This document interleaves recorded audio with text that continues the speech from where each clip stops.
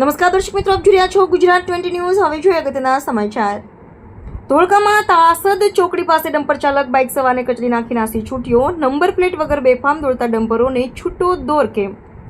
ધોળકાના ત્રાસદ ચોકડી પાસે બુધવારે રાત્રે 10:15 થી 10:30 વાગ્યા દરમિયાન એક ડમ્પરે બાઇક ચાલકને અડફેટે લેતા બાઇક ચાલકનું ઘટના સ્થળે કમકમાટી ભર્યું મોત નીપજ્યું હતું। કલીકુંડથી કોનકોડ બાયોટેક લિમિટેડ કંપનીમાં કામ પર જઈ રહેલા શરદ કાલે નામના વ્યક્તિનું ઘટના સ્થળે કમકમાટી ભર્યું મોત નીપજ્યું હતું। શરદ કાલે મહારાષ્ટ્રના રહેવાસી હતા। હાલ કલીકુંડ ભાડાના મકાનમાં રહેતા હતા। ડમ્પર ચાલક બાઇક સવારને માથાના ભાગે કચડીને ડમ્પર લઈ નાસી છૂટ્યો હતો।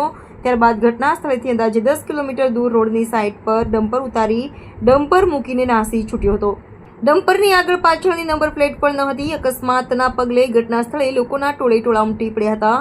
108ને જાણ થતાં 108 એમ્બ્યુલન્સ ઘટના સ્થળે પહોંચી ગઈ હતી અને શરદ કાલેને મરણ જાહેર કરવામાં આવ્યો હતો।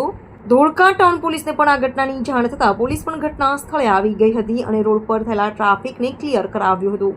ત્યારબાદ ધોળકા નગરપાલિકાની સબવાહિની બોલાવી ધોળકા સામૂહિક આરોગ્ય કેન્દ્ર ખાતે ડેડ બોડીને પોસ્ટમોર્ટમ માટે મોકલવામાં આવી હતી અને પોલીસે કાયદેસરની કાર્યવાહી હાથ ધરી હતી। ગુજરાત 20 ન્યૂઝ ધોળકા। દર્શક મિત્રો, ગુજરાત 20 ન્યૂઝને લાઇક, શેર, સબસ્ક્રાઇબ કરો, બેલ આઇકન પ્રેસ કરો જેથી આપને નોટિફિકેશન્સ મળતી રહે।